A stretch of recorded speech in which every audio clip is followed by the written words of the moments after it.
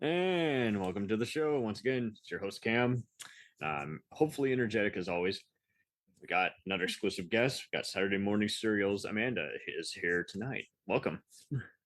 Thank you for having me. I'm so excited this is my first collaboration with Oh, another really? podcast. So this is so exciting. And it's on a refreshing. topic I really love. So That's it's what we hope perfect. for. So sometimes it's so funny. People will try and just dig for a fan. But if you're even listening to like someone else's podcast, they'll just throw out, that reminds me of this other movie or show I love. And it's like, boom, I know the instant future guest for the subject. But yeah, I lucked out on Right. this. I just asked some general topics and we were going back and forth. And I was like, okay, one way or another, you're on the list of people queued up for talking about Pixar or DreamWorks. I Mainly appreciate Pixar. that. Yes. And uh, we all did our own homework. I was mainly just going into just some various detailed editorials.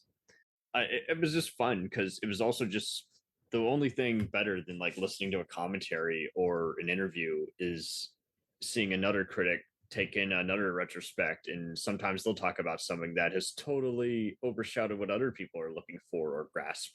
And it's not always the simplest of Hmm. things. Sometimes it's even just like, yeah, there's an element of this, there's a bit of that. Yeah, that's a good point. Hmm. uh, so, uh, but I'll let you enter into here. So, when you were growing up with Pixar, were you already kind of like most of us, just like uh, preteens and just kind of grasping the whole focus on how animation is actually telling a pretty big narrative and overall a lot of Hmm. themes, almost as powerful as a real legit movie? Well, I was lucky enough. My parents raised me on Disney animated movies. So animation in general and cartoons of any kind, really Disney, Looney Tunes, etc., been a big part of my life, and it Nice. still is in my 30s. I Nice. was introduced, well, and honestly, growing up as a tomboy, I mean, I do like the princess movies, right? I like Cinderella and just Tangled, the more recent princess stories. They're fun. I was always into like the animals, like Lion King and Robin Hood, those kind of movies. Sweet. But Toy Story came out in 1995, and Oh that yeah. changed my life, right? It's I definitely was the 5 years old. earliest movie experience I think for most Hmm. people in the 90s. Right. I was 5 years old, and I remember seeing this movie. I don't know why, but I just latched onto it so hard. And I remember getting like my first Woody doll, and then Toy Story 2 came out, Monsters Inc. came out, and my dad, he really loved Toy Story as well. He still does. So he made Nice. sure to take us to all these Pixar films. And at the time we didn't really make the connection between Pixar and Disney. Like I just thought, and at the time it's completely owned like studio. It was just I don't know if it was like sponsored by Disney at the time. I can't remember the timeline, They're but the distributor, and yeah, Pixar was yeah. the production company. Yeah. Yeah. And stuff that's like not Disney. I remember like DreamWorks, Shrek, and Ants. Ants came out the same time as Bugs Life, and I remember that whole oh, which Rivalry. movie's better type of thing, which obviously like I loved Bugs Life. Ants was good as its own. If you look past the whole like Pixar made a movie about bugs at the like around the same time, Ants was decent. But I always gravitated more towards Pixar. And I also like anime a little bit. I like Pokemon. Like Mm. Pokemon's still my one of my number one things in my 30s. I still watch it. I still watch the new cartoon episodes when they come out. But yeah, when it comes to Pixar though, and Toy Story is my number one fandom. I have up to this day Toy Story everything. I have a big Nice. collection. But yeah, if you ask me like what my favorite movies are, they fall in the Pixar spectrum, like The Incredibles. Me and my boyfriend, who's also my co-host, we love The Incredibles. I think It's many just do because we it's feel like just it's it's right up there with the first Toy Story movie as far as an original story goes. Just like mind blowing animation did you ever see that was anyone back then. cosplay? Oh yeah, Nice. Yeah. I think I was gonna try to do Elastigirl, cosplay Elastigirl at one time, but Ooh, no thanks. that'd be pretty hard. Yeah. But I cosplay a lot as Jessie, the cowgirl from Toy Story. She's my absolute Badass. favorite character of anything. That's the primary character I collect from the movie is Jessie. Yeah. And then I just saw Lightyear, what was it, 2 weeks ago? Yeah. Nice. Pixar has me. It's so ridiculous how we were talking last episode. It's like somebody didn't go see it, and it's like, yeah, what is people not understand? It's about the astronaut, not the toy. Mhm. It's the astronaut that inspired the toy. What? I know. And I'm not gonna like. I just got like an anonymous like message on Twitter. It was like, I did not like Lightyear because Tim Allen wasn't the voice, and just basically going off about everything about the film, like tearing it apart. And I'm just like, Trying to cancel anything. right. It's like you got to go into it with a fresh, clean eye of knowing this is not the toy, it's the actual human Buzz Lightyear. And There it's going to were be even different. a few homophobic remarks. Oh, how dare two astronauts kiss each other? It's like, oh my god. We went off on kind of like a rant on our episode about that, where we're like, get off if you don't support that. Like, go away, because I'm not here for that. Yeah.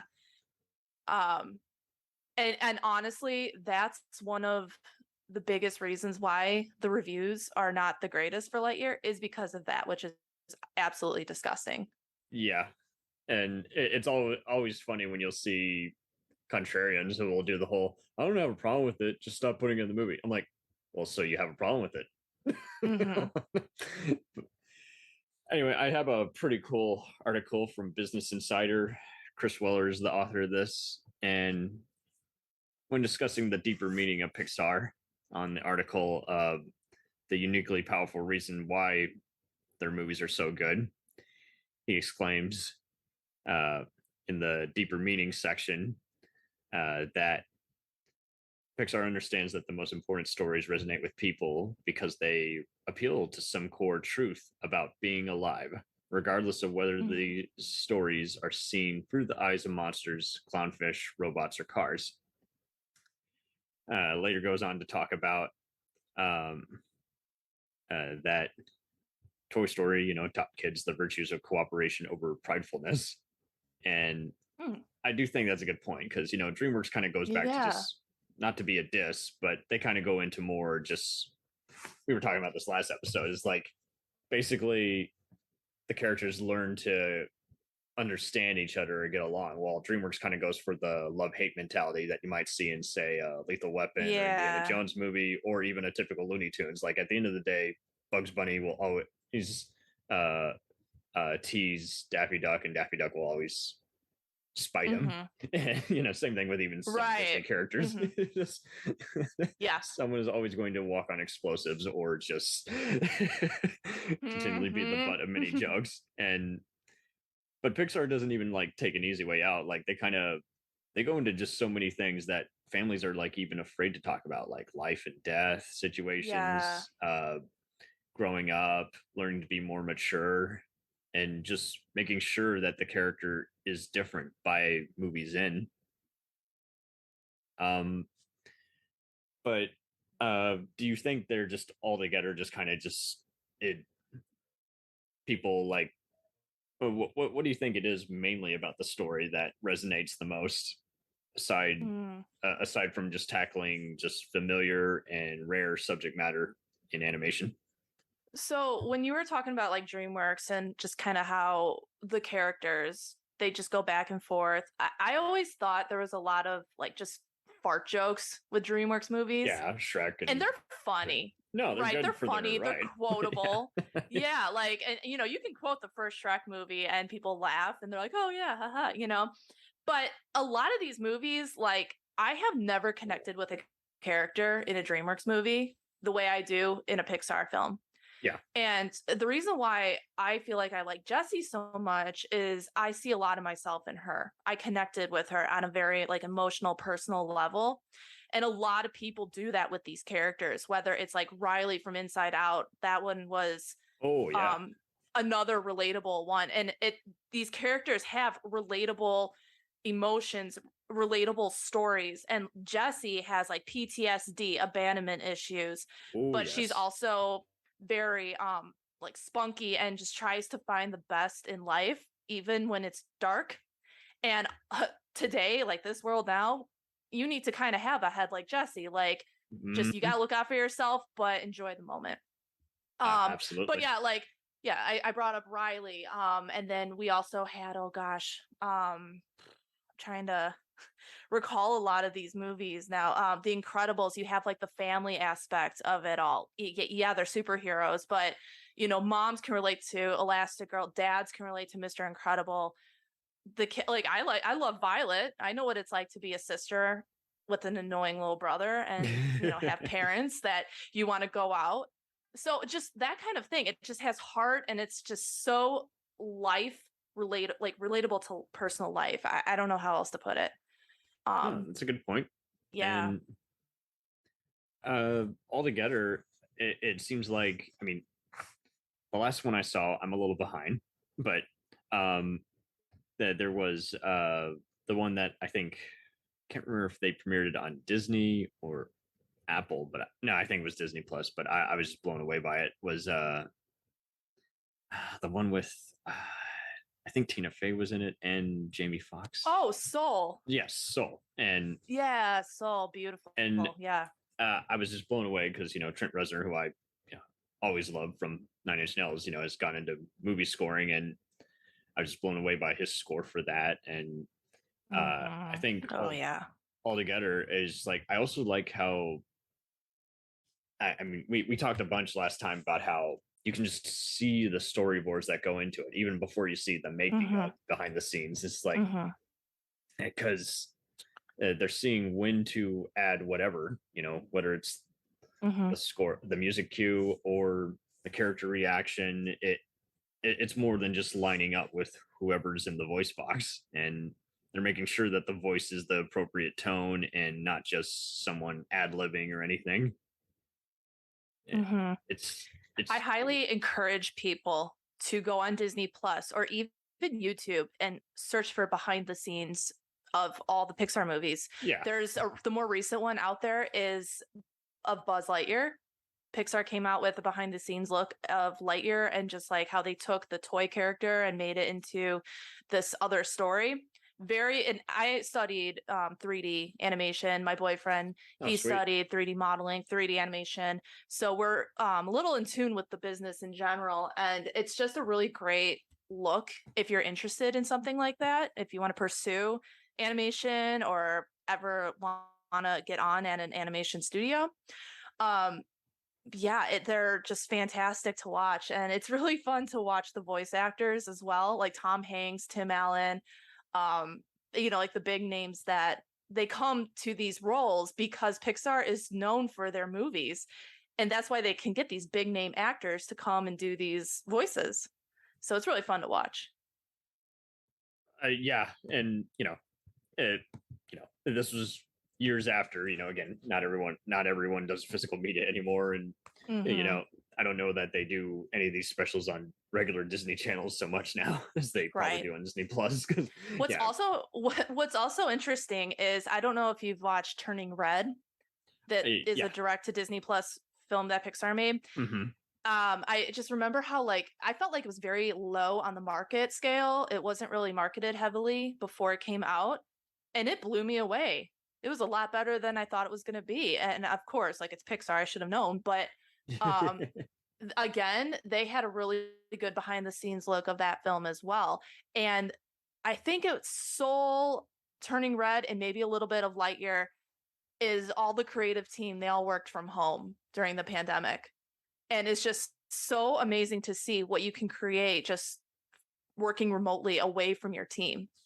Absolutely. Because there were a lot of movies that during pandemic would edit from home over Zoom, and they would time it out so that they wouldn't risk someone trying to hack into their feed and steal the movie. And some of them were still came out pretty good, and there were other ones that where I was like, well, no wonder this got dumped on streaming. It's so unrecognizable. It had just had no Yeah. purpose, despite the great talents Hmm. involved with it. There was a few on Paramount and Netflix and Hulu where I was like, this looks like it was made for peanuts, and what a shame because Yeah, I know like Space Jam came out.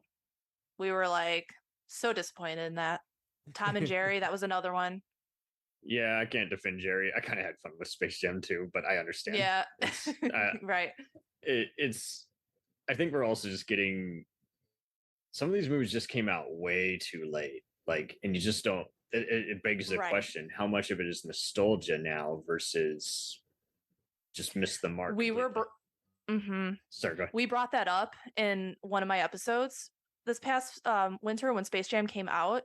How many children now actually know Bugs Bunny and those characters and like know the story, know their How many of them cartoons, know know the them from the history of classic Looney? ones versus the newer Right, one that's on right. HBO Max?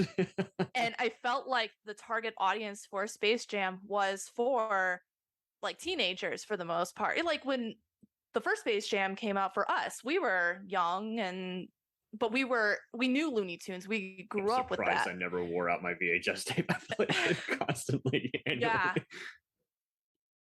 Like I feel like the only way people or kids now know Looney Tunes is if you go to like a Six Flags park cuz those characters walk around. We have a Six Flags up here in Chicago Oh yeah. and the characters walk around and stuff, but it's like do these kids know who they even are? I think many of them do, kind of like the Free Stooges, but it's Mhm. a better question that you're still bringing up now because they still show those like very like early in the morning, like 3 or 4 is like what kid is staying up Mhm. that late to watch that? You know, it is kind of like Right. even some other classic stuff where it's like, do they just have Mhm. good parents or are they just accessing it on the now streaming systems? You know, Right. they just have the DVDs and they pull them out whenever. Mhm. Exactly. Yeah, I don't know how anyone gets into half the stuff now since everyone's trying to cut time, and unfortunately not everything is going to be able to be digitally remastered just because Mhm. the ingredients aren't there, the studio doesn't think enough people are interested even though many are, and it is a good question. I and I'm glad that you actually started contrasting this with that and various anime because it is actually kind of interesting when you see how many people on DeviantArt when that was first a thing, and Oh now there's yeah. countless other ones just would do so much just creative, just fan art Mhm. crossovers, even before fan fiction. You know, when everyone's like Oh ta- yeah. taking their favorite crime procedural show and mixing it up with their favorite sitcom or action adventure movie, and you're Mhm. like, whoa, what did I Yeah. just read? That's amazing. Oh, or that's a great idea, but I don't like that guy's writing. That really is Right. me. Yeah. Yeah, like you would go to read something and then it's like a run on sentences, misspelling, and I'm just like, listen, I love that idea, but you need to go and learn how to write. Yeah, We'll just rip the idea out, but the words can just go that way. we were even joking about how there's like a few other cult TV shows that each time you try to like find a good fan fiction, it just can't be helped. For whatever reason, there's always one that gets either a little too gruesome or violent or perverted, and you're just like, Jesus, Mm, why does it have to go there? I think it can end right. way more PG-13 level where you're going, just like it was Yeah. on TV. And like, Right. I don't know who conjured this up. If this is just a bizarre urge of yours, I think you need to get out a little more, sir Right. or ma'am, whoever wrote Yep. it. uh, do you think it's also? I mean, I'll admit this: when you're have time to read, you know, rewatch more animation, you pay more attention to all the credits that you normally already kind of see in a movie, but kind of everyone likes to just wait till the very end. Written by so and so, directed by so and so. Mhm. I was always trying to figure out what does editor or director of photography. Oh, like a cameraman. Oh, Oh the yeah. head of all Yep. the cameras. And so it was always funny seeing it on animation because it made you wonder. It's like, okay, so how does that all get compressed on film? You know, it's like because Mhm. they're animating it, and And it really did. I think it's good that more people are watching these because it does actually open up your whole possibility, and you're looking at more than just Yeah. whoever the first person is interviewed. Is like, no, it's a team effort. Sometimes it's, Mm-hmm. you know, Yeah. Warner Brothers Animation, especially when they were doing a lot of the Scooby Doo movies that were made for TV or direct to video and would play all the time on Cartoon Network. They incorporated a South Korean company to do a lot of that animation, Oh yeah. I remember that. Yeah. we didn't think about it. We're just like, hey, the gang's back. And so it's just so cool how Mm-hmm. it's like all these various international talents are having to come together and Mm-hmm. speak the same language, speak the same method, and make sure everyone's getting it. So there is no, because you can't reshoot, you gotta redraw, Right. reanimate, and make sure it is all lining up, and the animation has to be somewhat finished while the actor is talking into the voice booth. And it did get annoying when I would see people get grown up, they'd watch commercials and say, I can do that. I'm like, no, not Mm-hmm. it looks easy, but it was Yeah. probably 12 hours of work, and you got to be able to be a good sport, be able to take direction, not be difficult. And it is annoying how half the time, I mean, that was a definitely a blooper I found with DreamWorks, where it's like, okay, I love many of these actors. Like I like David Schwimmer, I like Angelina Jolie, but I gotta admit, some of the voices in Madagascar and Kung Fu Panda just don't line up for me. They just feel like Mm-hmm. they just got the first famous person and they put him in the movie, and Yeah. that's all fine and dandy when you're 14, but we're not 14 anymore, you know. And those movies were coming out way when I was just like entering adulthood, young adulthood, and so it Mm-hmm. got to where it's like, okay, that's fine. Okay, well, that's serviceable. Okay, well, now I'm def- I'll watch it once, but I'm not coming back to it. You know, that's decent Right. popcorn. Right. And it did get frustrating after a while because it's like they did it with Shrek, and it's like I think after a while everyone was just like, okay, let's just go back to the first two movies. Let's just Mm-hmm. stop it there. Well, it's really interesting. I got a couple points from what you just said here. Well, first of all, it's really interesting when like an animation film or even when you have like anime that comes from Japan, how different it's interpreted over there Yes. compared Oh to here. goodness. Oh. Um, I'm gonna take Pokemon for example. So a lot of the voice actors over there make the characters sound so much like different and have like a different personality More than when it solemn, comes over more here to the United subtle. States. Yeah. Right, right. And we get the Um, more blunt. Hey, how you doing? It's yep, like, well, yep. that's not how they're going. And Their mouth is very animated, but their right. nature is more subdued. And the lip flap doesn't really match up. No. Uh I was watching, oh gosh, my brother used to watch Yu-Gi-Oh!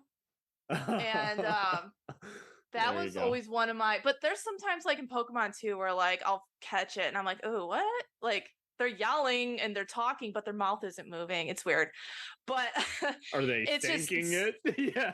right. And sometimes like it's nice to go watch even with just subtitles like the Japanese, but it's also though interesting like if you take Toy Story and it's dubbed in like Brazil or Ireland or wherever in the world that the story can be interpreted different than what originally was here. So I think that's Yeah, really that's why it was interesting. easier for audiences overseas to Mhm. compress, and it's even funnier when you would find out overseas. Like I was actually talking about this the other night. The TV show 24 is kind of like the TV show NCIS.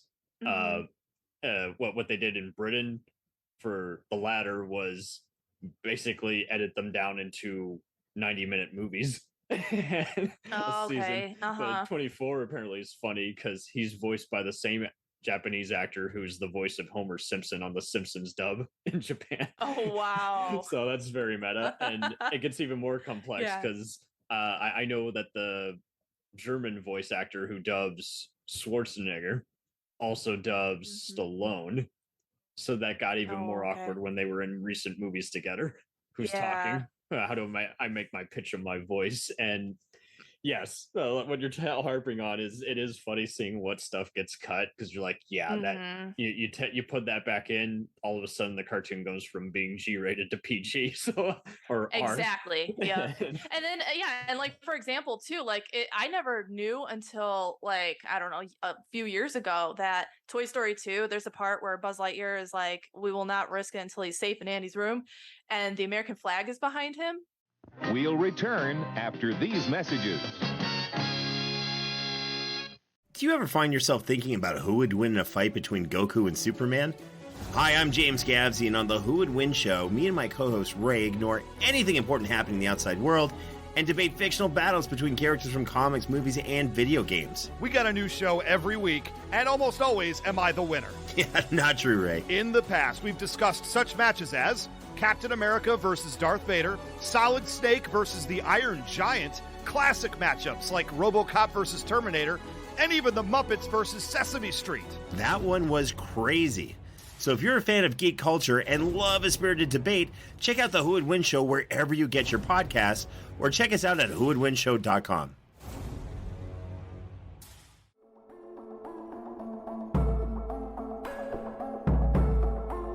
We let things pile up in the DVR, we add them to our queues, we wait for the DVDs and Blu-rays. We time shift. The Time Shifters podcast. Sci-fi, horror, fantasy, superheroes, comedy, action, film, television, maybe some not-so-current events. Find us on iTunes or at timeshifterspodcast.com. Cool thing about Blind Knowledge is we are in multiple countries. We are worldwide all across the globe. We are in the US, we are in the UK, we are in Canada, Germany, India, Japan. We're in Australia, y'all. BlindKnowledge.com. Now back to the feature presentation. Dragon Ball Z, One Piece, Naruto, all things that we love, all manga that were originally published in the legendary magazine Weekly Shonen Jump. But not every series can run for 300 chapters and have a hit anime. This is David. This is Jordan. We're the hosts of Shonen Flop. Each episode we look at manga that ran in Jump that didn't quite make it. We discuss what it did wrong, what it did right, how the series could have turned itself around, and ultimately, was it a flop or not? Run all your favorite podcast apps, and you can find us at shonenflop.com. Keep on flopping, floppers. But everywhere else in the world, they have just like a globe behind him. Yeah, it just doesn't translate because it's not American. Right, right. So, but it's like so interesting to see that though. Like, I don't know. And how they save all those files so they can go back and modify it for TV at any time. Yeah. And my second thing is too, you were mentioning how like they would, like you can have an animation studio and they bring in an animated or an animation studio from like Japan or wherever, and we're really big fans. We're really big fans of Avatar: The Last Airbender and like that whole world, like Legend of Korra. And I believe they do that. They outsource their like mid action drawings to an animation studio like overseas, and then they draw it out and then they send it back. It's really interesting. It's an interesting process. How many minutes each frame lasts? And it's even harder when a show is action or fantasy based. You got to know how many shots the effects sequence or fight scene is going to last, because that's not what people forget. That's you need those extra scripted. Frames drawn. That lasts literally one sentence.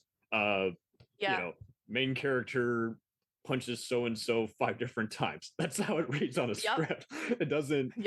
It doesn't last 20 minutes on the screenplay that we see in the final cut. And it is cool to see it all visualized. And like you say, they're having to all collaborate. They all get the equal credit for and giving each other notes. It's more than just like you would see with Industrial Light and Magic, where the special effects supervisor who's grown up doing model work is now teaching the new guys, future award-winning effects artists what to do here, giving them notes here, and to get the right, because they all respect each other and they're not just hovering like you would say at maybe an IT center or Wells Fargo. Right. Yeah. And definitely, well, and they throw in the post-credit scenes, and sometimes I feel like they just want you to see who created the film, which, out of respect for everybody that worked on the film, we do that. And it's really They did interesting. have good credits. They really Mhm. did. You wanted to see the whole And thing. it's really interesting if you go into the field of animation and modeling and everything, you can see each different job field that you can hold just by watching end credit scenes in these animated films. Like you could be like a DP, but you can also be like a 3D renderer. They'll even with have lighting. inside humor. You can be rigging. This position looks important. Co-director, yeah.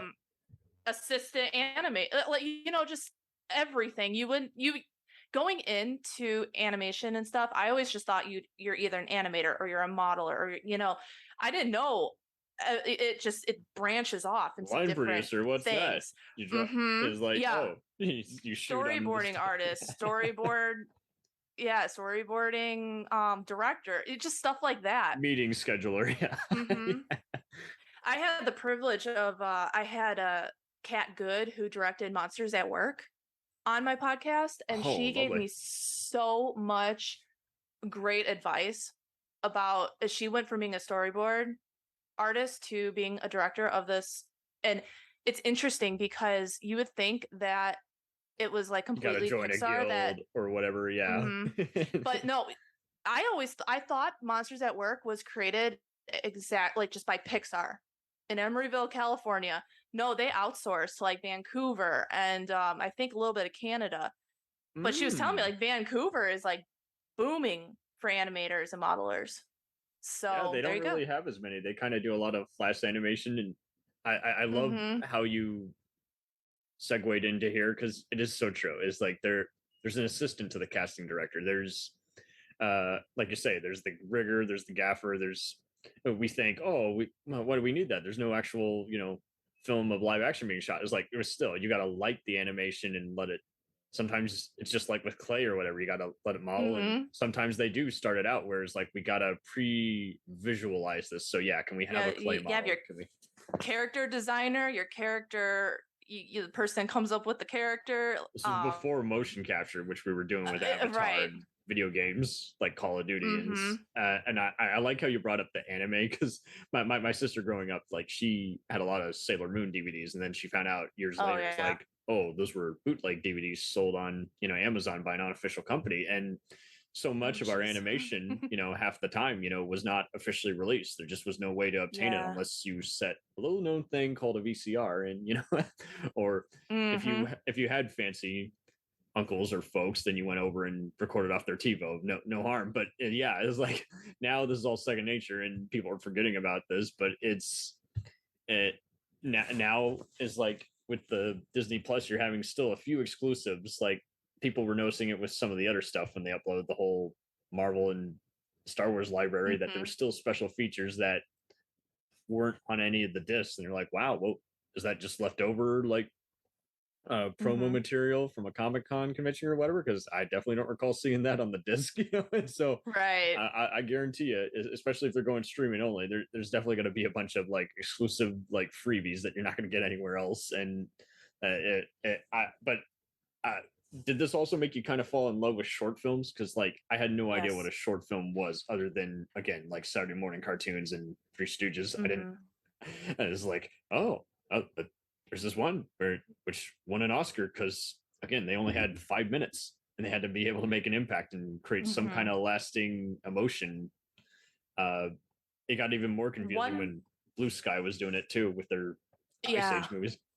Yeah, and one thing I really am appreciating with Disney Plus and how Pixar and Walt Disney Animation is doing, and Walt Disney Animation, Blue Sky was bought out. So Ice Age is like on Disney Plus and all that. So yeah, keep that in mind. But I forgot about that's true. Yeah. Oh my god.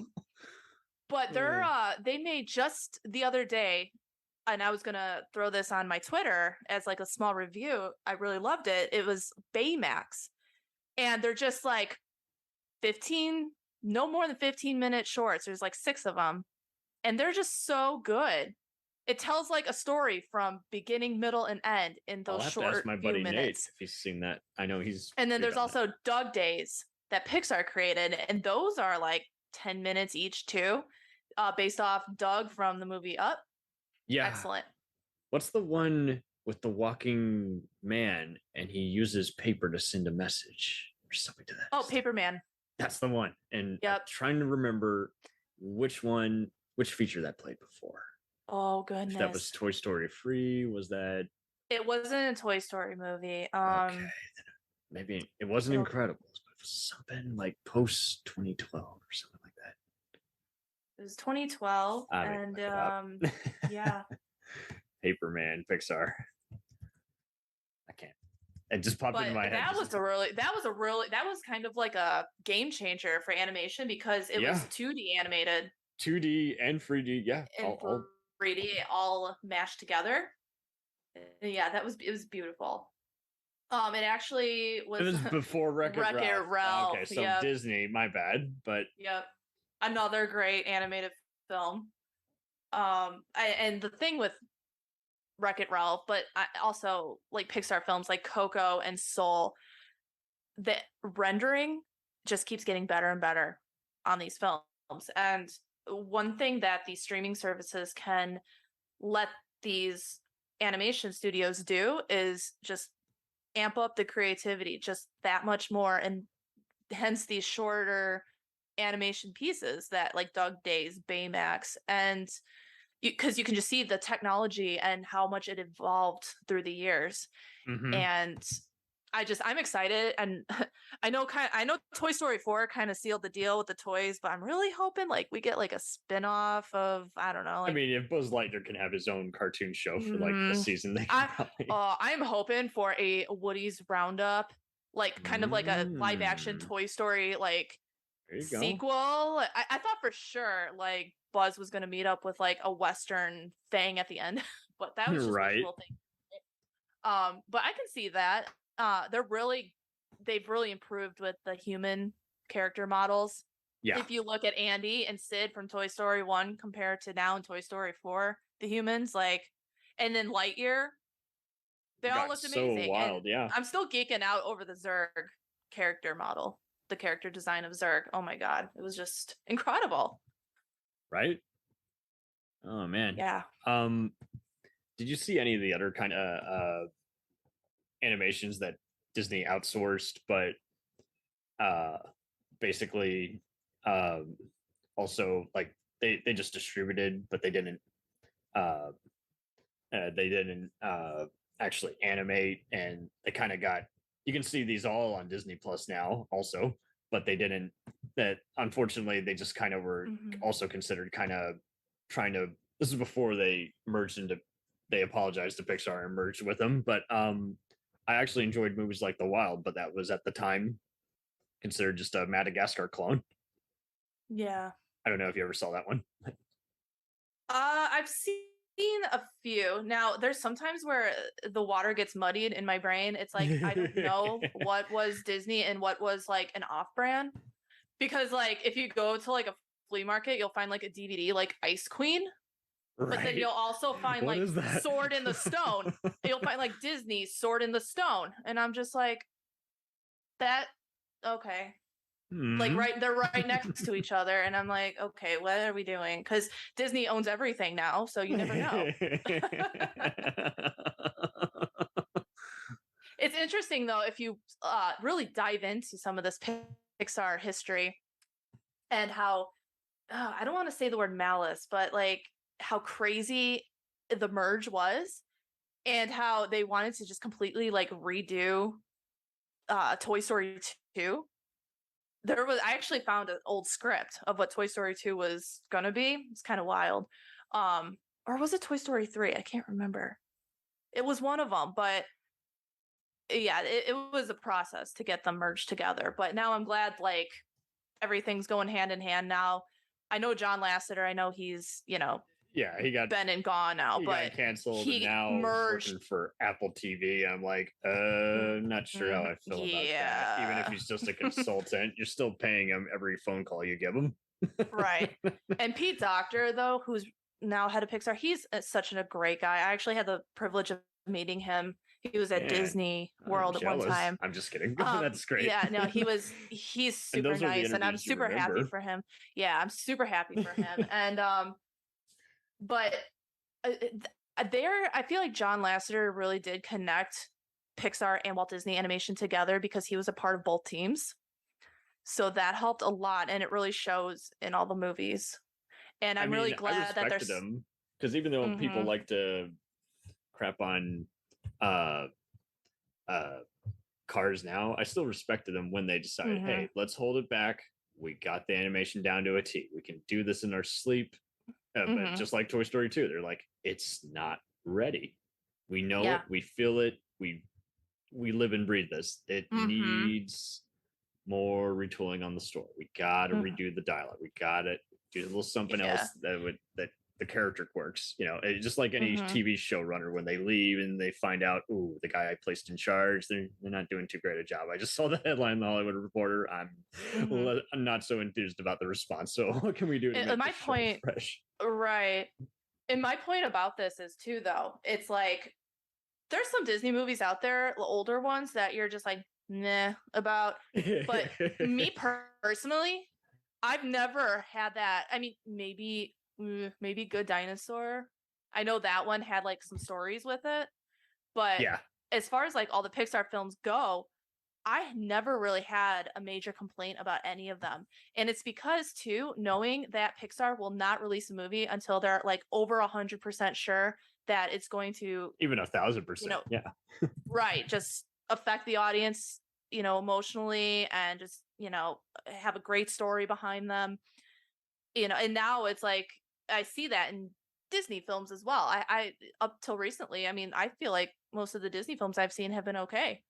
So, and Conso is like, Zootopia is like one of my favorites. Funny parody of buddy movies and I guess you could say bigotry and laid off society, a little bit of Big Brother watching you, and it's just like Yeah. But they really, I feel like Pixar, the animation studio as a whole, really helped, I don't know, bring the films of Walt Disney Animation. Adults gave now it that considered extra more than just for kids. Yeah. Right. And they're touching on relatable issues of the world today. LGBTQ plus representation. They want to make sure that's in the films now. Diversity. That's what I hated too. Like, I saw people who it's like, you guys were clearly under a rock all this time. Did you think this? Yeah. It was never diverse. It was always diverse. And I've seen that with even live action sequels. I see people complain about it. It's like, oh, so you clearly haven't seen the earlier movies that this is based off of. It's like they're literally doing the same damn thing. So because Princess and the Frog, she was, I believe, like the first princess of color, or just main character of color in a Disney film, and then that was followed now by Moana, and then we had Raya, and then we had Encanto. So it's great. And I mean, we had Aladdin, but those were even more progressive by far. Yeah, they were westernized, I felt like. I mean, I love Aladdin, but it just there's some white. There's so much culturally wrong with that movie. Oh yeah. The genie is clearly not Egyptian, Right. Robin Williams. So there are times where you just gotta say, okay, it is fantasy after all, but just be a little minded. It's like, just let's open yourself up to the world a bit and just realize it can only work in a cartoon form. Now, one drawback, and I'm sorry, I don't want to take us off topic a little bit here, but it's fine.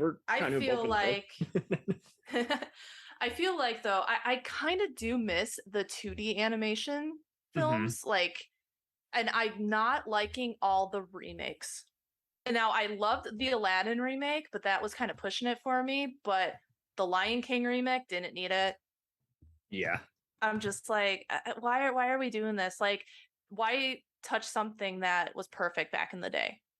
And it still is. How I look at it with that, and even Jungle Book, Jon Favreau did a good mercenary job, so then he could do what he really wanted to do, which was work with some indie filmmakers he'd known for a while and raise their careers on the Mandalorian franchise. I think that's what. Right. It's just like with how Disney was getting all the various acclaimed indie filmmakers, and they did a totally different kind of job on some of the live action movies for them, as well as the superhero ones. And I was like, well, see, here's the thing: they're working a totally different ballpark. Everyone's going to say yes to it automatically because it's 200 million to do this, whatever. It doesn't matter. You know, it's different. After this, you can pull a Coppola and you can do the movie you really want to do, which is similar to your indie, you know, your $10,000 movie that won last year at Sundance, you know. Right. And it is what it is. It is a business, and there have been times where, yeah, they're showing a little bit of their true colors. And it's like, I saw Cinderella, and I was like, okay, that's decent. I'm not going to watch that again. I think Magnificent. I know many people hate that one, but I kind of liked it just because it was different. Yeah, it was decent. Yeah, for kind of more like Lord of the Rings. But yeah, I mean, it's not going to win over everyone, all of them, because I guess we're just a little remaked out. But at the same time, I mean, hopefully eventually someone's gonna, I think the right mind is gonna come along and come over from Pixar, hopefully, and all they gotta literally do is just put them as like the VP of like programming at Disney Animation, and hopefully they could try a new different style of 2D or 3D animation, even if it's just a Sunday morning cartoon on one of the cable channels. It would still be cool to see them experiment with different voices and themes, but we'll see. We'll definitely see. Yep. I'm just glad that, again, you can see virtually everything in the vault, you know, from their various studios on Disney It's Plus. nice. Yeah. It's even weirder in Canada because some of the stuff that would technically be PG-13 or R, the movies and TV, are available for streaming there on Canada, so that makes it even weirder. Oh wow. Considered a Disney prince or princess now. Exactly. Wow. Yeah, and it's finally like the Defenders, Daredevil, Jessica Jones. They're finally that's on Disney here in Plus. America. It's like took you long enough. But here in America, there's so many parental controls you have to do. Parental to controls, and it's like, oh my goodness. In America, some of the stuff is still only available on Hulu because that's just the only place for it. It's Fox TV, and it's just it's kind of like when they bought most of, again, all of like Fox. Disney owns Handmaid's Tale. They own Handmaid's Tale. They own Alien and Predator. They own there. One podcaster did bring up a funny thing. I think it was on Time Shifters. They're like, so Ripley is a Disney princess. Yep. But one thing, like with DreamWorks, though, like with their animation style, is I feel it's been consistent. I definitely have seen improvement with their technology. Whatever I see, like I said, I'm not really well tuned on DreamWorks and how that studio operates, but they've had some good films. I mean, Shrek that came out, Trolls. My nieces love Trolls, and then How to Train Your Dragon. Yeah, I saw. So it's like they get lucky. I feel like they. It works or it doesn't. Yeah, like it's like the audience didn't re-see. The audience decides. Yeah, it's like they produce these movies and then the audience sees it and they decide if it's going to be good or bad. So Megamind kind of became kind of an underground kind of cult. Yeah, and I never followed it. Oh yeah, I remember that. Yeah, I saw it once and I was like, what? I had friends at school who were obsessed with it, and I was like, really? Oh yeah, fan art everywhere. Yeah, I remember. I even see, I kid you not, like an AC unit that I swear has basically stolen the main character of that, and they butchered. I'm like, I'm surprised you haven't had a cease and desist order. It's pretty dangerous to be doing right. But I see it all the time. One thing about hair salons, they'll take one thing about Disney and Pixar is that their characters are attractive. I mean, they can make a lion look attractive. They can make a monster look attractive. They can make a cowboy toy look attractive. Just look real. But for me with DreamWorks, it's like some of these characters, you can tell they're just 3D model design characters. But so I never got that. Yeah, and they're just not obsession. Well, they're not as good at even allowing there to be a lot of reflecting technology. When you see Pixar, they remind you that it looks real because they'll, it's not for style over substance. It's like you legit see like light reflecting off of someone's face like it would in real life, or water sparkling and showing a mirror image. And it's never an expensive over the top sequence that doesn't serve the story. It's all been very calculated, and it's just, again, people are telling the exact same dramatic stories. It's just an animated form, and having to make sure to transition it right. And and they're very DreamWorks meticulous. takes shortcuts, definitely. Yeah, definitely. Yep. Yeah, that's an excellent way of putting it. I mean, we didn't need Shrek 3 and 4, and it got to where it was okay, well, it's here. I've only seen the first Ice Age movie. Well, I mean, that was Blue Sky at the time, but now it's Disney. And now they're like all over my Disney Plus account now. I'm like, oh gosh. I think I stopped after Free. I can't remember which one I gave up on, but it was definitely not to discredit people that work at these studios. It's just personal taste. No, it's absolutely subjective. Yeah. Would you say, how to phrase this, that they all together, it was a friendly rivalry, or did DreamWorks kind of rupture the water a bit? I know there's a lot of people that go back and forth between Pixar and DreamWorks. I think I know somebody that just went over to DreamWorks from Pixar. So I don't think there's really rivalry there. I think it could be even it's a very demanding field for the most part. So it's an honor to get into DreamWorks or Pixar in general. Or same as like Sony Animation. They had Spider-Man Into the Spider-Man. Oh my gosh, that's my boyfriend's favorite movie. Spider-Verse. Spider-Verse. Thank you. Yeah. And that was like a breakout movie for them. And then they also have Minions and Despicable Me, like that franchise. So it's like to get into one of those big animation studios is an honor, and it's a great job. So it's like, I feel like, it's a rivalry overall at the box office, but on a personal, like, artist level, I don't think so. I think they respect each other, but that's just me. That's just my observation. I would hope. No, it's fine. What was the other animated series of movies? Oh yeah. Well, I mean, I was kind of looking forward to even Penguins of Madagascar, and I was so bummed by it. It just had all these great voice acting, and yet barely anything resembling a story, like even less than part 3 of Madagascar. And then I see parts of the Nickelodeon cartoon, and I was like, you know what? It's pretty witty. Why wasn't that in the movie? So basically, it's kind of like where I am with the new Star Treks. Is like I had to have those lesser movies in order to have the current show, which is pretty good for what it is. It's like you gotta have the lesser installment to have the better installment. And no one markets like Disney. Nobody throws their movies in people's faces like Disney. Yeah. And that's one thing I feel like DreamWorks lacks. Like there's some times where you go to a film, like an animated film, and there's a DreamWorks movie before, or not even DreamWorks, like it could be a Sony animated piece, whatever before. And you're like, that looks pretty good. But then you forget about it because you never see it again. Yeah. And that's a shame because, and I didn't have much as a kid. You don't really have as much of the way of thinking as other people do who are more open-minded or even just love everything. Is like, and when you grow up, you pretty much would be like, well, I loved it in the theater, I want to see it again on home video. And sometimes you'd find out the hard way is like, it's good, I'm just watched it in the wrong mood. And then there's other ones like, yeah, no, that was a one-time watch, this sucks. Yeah. I was fortunate enough, like I mean my family, we're Disney nerds overall, but my parents always had, like, we would go to the video store and they would just get like these random animated films.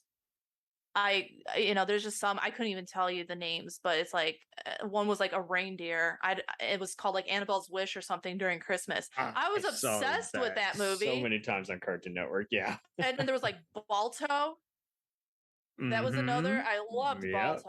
Like I wanted a dog like him so bad. But again, I can't think of the animation studio that made Balto. I mean, I'd probably Google it, but still, it's like these different non-big name animated films that my parents would just go to the video store and, oh, this will keep Amanda occupied. This will shut him up.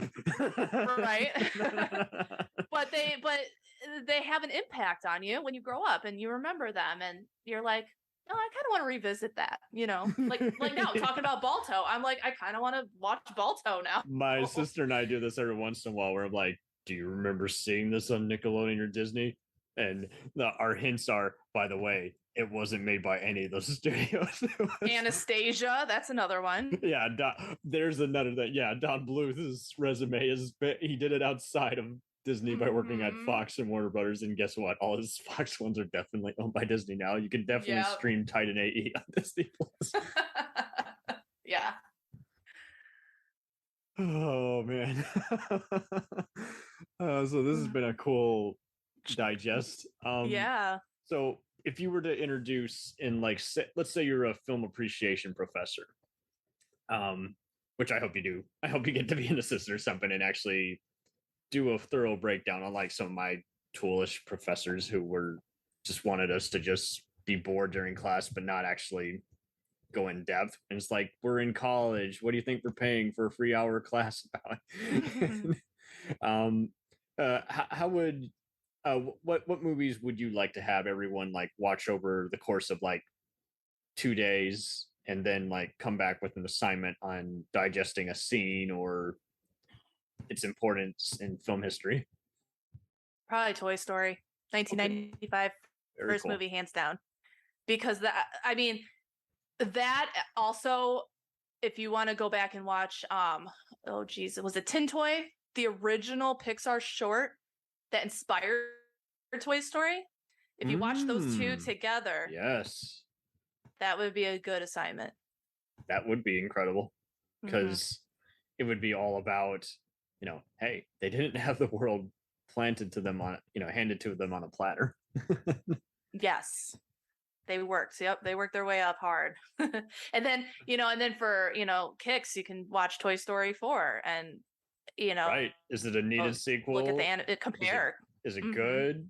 Is it better than the original? You don't know until you ask. And inevitably, you're gonna get someone who doesn't like movies but is taking this for fun, or some stupid idiot, and then you want to see if they can still do the assignment, even if their opinion is very unpopular. I hate this black and white movie. I hate this 3-hour award-winning movie. I have only on very extremely rare occasions encountered someone who hated Pixar, and they never had a good reason for it. They were just, well, I don't believe in saying someone's wrong, but I am going to say you're just so full of it. You have failed to tell me why you don't like this. I can understand not liking a popular filmmaker, finding the movie over long, or barely any story, or just self-indulgent. But when you're talking animation, you better be really, really filtering it. It's like, okay, the animation's good. Yeah. Found the story predictable, or that's kind of how we were when we were talking about the Muppets. We didn't care for, we really loved the new mockumentary show that unfortunately only lasted a season. That was kind of like Modern Family and The Office, and we kind of didn't care for the 2 other movies. But same kind of deal with what I talked earlier. Is those 2 movies that were made basically for 6-year-olds as opposed to everyone. It was we needed those in order to have more of what we have now. And the history of just the studios like Disney, Pixar, and this is I'm throwing this out here, is I'm really fascinated by the Wizard of Oz and the conspiracies behind that too. So if you really dive into some of this stuff, it's interesting. You'll find yourself going down a rabbit hole. I promise you. Oh yeah, people who still claim to be related to some of the dwarf actors, or even if they're not related, they think they are because they just played those characters at festivals or conventions. Is oh man. Skin in, like you say, it is a rabbit hole. It does. It's fun. Oh yeah. Oh man. Oh, so this has been a delight. Yeah, it was really fun. Thank you. I could talk about Pixar and just animated films all that's day. Why we pick the topics we pick. If we can't last for more than 20 minutes, it's probably not all that great a topic. Or maybe we need to give it 10 more years, even if we're not around here that long. Yeah, and one thing too is there's just so many animated, I was talking about Avatar: The Last Airbender, that those creators that made that show, they're forming their own animation studio. So that's something that's on my radar too to watch because, like I said, love the shows. The stories are great. The animation, it's like anime, but it's mostly American based. So all around creative, and it's not just Pixar And you can't and do that Disney nowadays that rule the much, even. world. Yeah. Yeah. There's always So someone definitely who wants to get like Mhm. not the best voice acting, or like you say, hey, the cartoon animation itself can suffer, let's source it Mhm. out. And it's like, no. Mhm. There's an audience for that, but it's not this. Yeah, and it's such a growing industry, and everyone that works on these films all possess a talent that is recognized in the world and should be recognized, and I commend everybody. And that's what makes these movies so great. Even, if you don't like a film, hopefully you at least enjoyed your time with it. Right. And since you're going into anime, I take it we've done that with kind of filmmakers like Paul Verhoeven, where most people are familiar with their American, hits and misses, as opposed to their classics that were made overseas in places like Korea or Mhm. The Netherlands or Brazil. And I Mhm. take it you've had to do the same with like the Hayao Miyazaki's of the worlds, where you're like, okay, this is where they're in their prime. This is where they finally get award acclaim. But is it, their best? Is it in their top 10? And it is a cool thing because if you love it all, it's even harder. Yeah. Then you have to go through it. It's like, yeah, I'll admit, the last act kind of feels a little Americanized or like a studio compromise versus what. Well, I grew up with the original Pokemon anime, right? Mhm. And I just that was what I've always known about Pokemon. But then when I got access to the internet when I was like a teenager, I was able to somehow find all the Japanese Pokemon episodes with subtitles. Nice. And I'm like, and I love Team Rocket. They're like my favorite characters in Pokemon. So they're like my number one fandom from back in the day. But anyway, it's fun to root for the bad guy, right? I take it you but saw they're so good in Japan too. Like they have their own characterization here in the United States. Like James and Jesse, they're just two bumbling idiots that we love.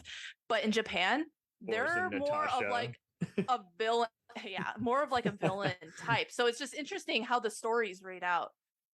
I take it especially when it comes to anime. So I take it you've also seen the one episode. The episode itself is kind of paying tribute to like Godzilla type movies where the Pokemon are on a rampage of the city, and it was kind of the most iconic one that kind of got banned because post 9/11 because a building ends up toppling. Yeah. Mm-hmm. And I always secretly wanted to see it, and I would always find screenshots of it. I was like, oh man, yeah, can't hear that one. Yeah, there's a couple. There was another one where Porygon was like the main subject of the episode, and it was like a lot of flashing lights, and it gave kids seizures in Japan, so it didn't come over here. So that's interesting to see. Yeah, now it's second nature. We're always telling people the camera might shake a bit, or it might involve a lot of neon lights.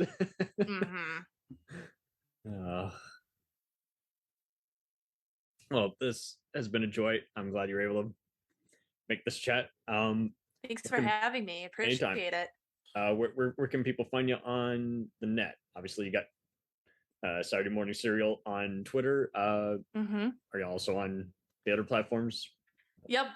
So we're Saturday Morning Serial on Twitter, Instagram, Facebook. You can also find us on Apple Podcasts, Spotify, Amazon Audible. And we're a good time. We have a serial fam, so come on over and join us. And I try to post on Saturdays. Sometimes it's hard, especially when things get released on like Fridays. So we try to avoid spoilers, but like with Thor coming out, like Thor's my favorite superhero, so it'll be word vomit on Saturday. Verbatim. Right. Well, excellent. Any movies, other movies, like older ones that you're going into that are like going on streaming or anything that you might tackle in the future? You said older movies? Yeah. Goodness. Well, we're having our season finale with Stranger Things being the last episode next week. Nice. Because we're actually going to rebrand. My boyfriend just jumped on with me as my co-host. So there's going to be 2 of us.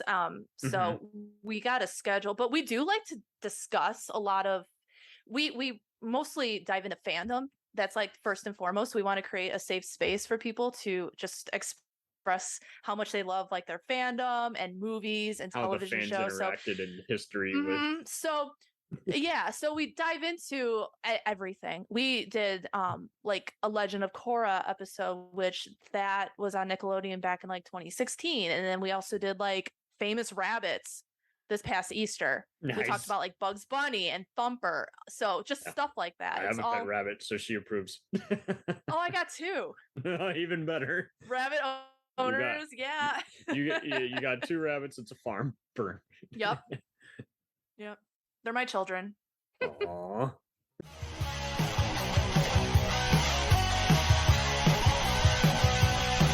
Follow us on the web on Facebook, Twitter, and Instagram. The podcast is available on Podbean, Spotify, iHeartRadio, Anchor, Apple, and anywhere else podcasts are available. Feel free to review our show and leave comments on any of those sites. Thanks a million for listening. It's a jacked up